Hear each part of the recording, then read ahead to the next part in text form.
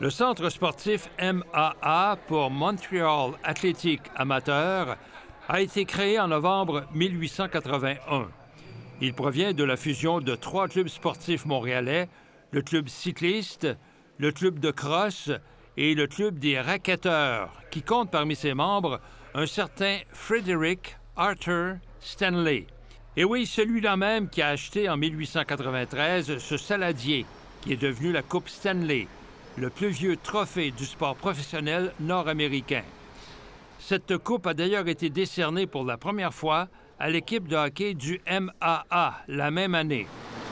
Ce centre sportif abritait également une des plus vieilles piscines au Canada, mais, trop vieille, elle a été cependant démantelée.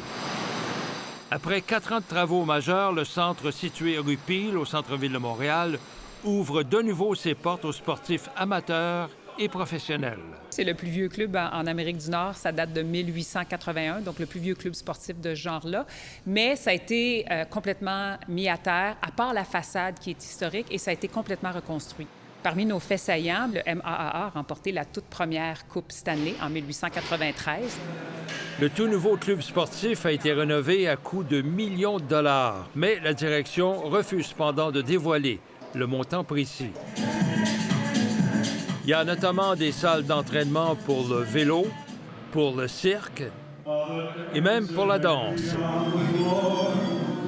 Bruni Surin, médaillé d'or en 1996 à Atlanta, s'est entraîné ici.